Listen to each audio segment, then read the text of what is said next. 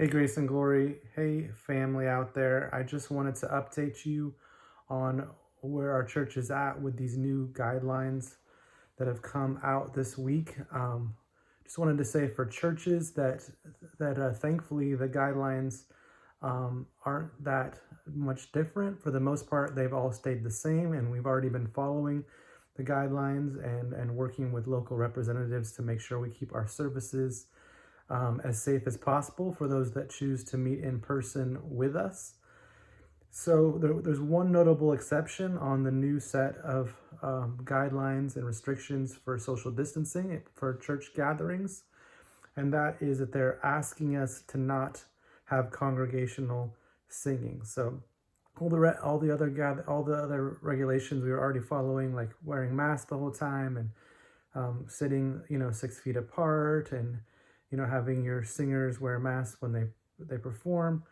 The one notable exception is that we're not having that now they want us to not have any congregational singing, and they're also limiting the size of the band to only one person. So things will be a little bit different.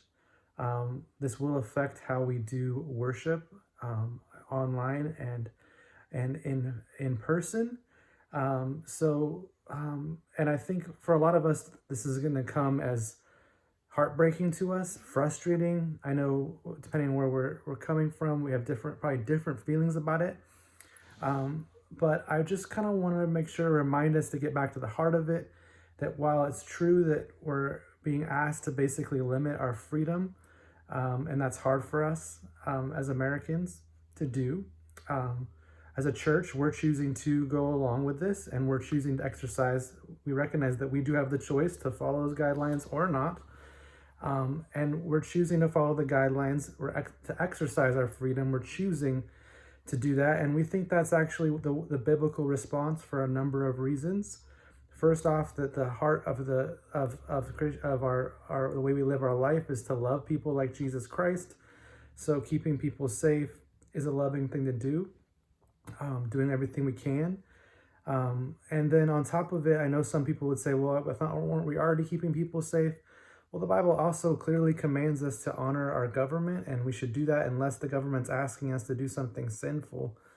And, it doesn't seem like the government's actually persecuting us to the level that we would need to disobey them. That's not how we're interpreting this.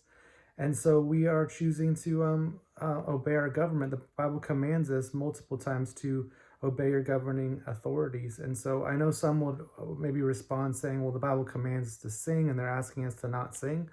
And that's actually not quite the case, because they're not saying we can't sing. They're just saying when we gather on Sunday mornings for this temporary, 4-week period, they're asking us to not sing.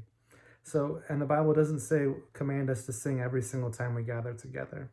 So we're going to choose to, in this season, to worship the Lord in other ways. So we've been looking into it. I'm prayerfully considering how can we have times of reflection and confession, maybe prayer, intercession for our community. What are some other things that we can do during that time?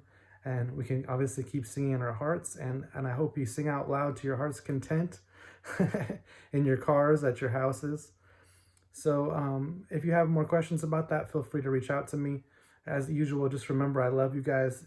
I think you understand that this is a challenging season to lead our church through. I really do care about every single one of you. I really do my best to listen to everybody's side on these issues, and as much as possible, not be one who takes a side, because I want to be on the side of Christ, and we're all his body. And so I hope you'll join me in that we're going to do our best to continue to be the body of Christ. We're going to live in unity with one another and love each other, even when we disagree about things. We're going to keep gathering together online and in person. We're going to still keep Sunday morning a time that we gather together to celebrate Christ, and we're not going to give up on that just because it's more challenging during this time.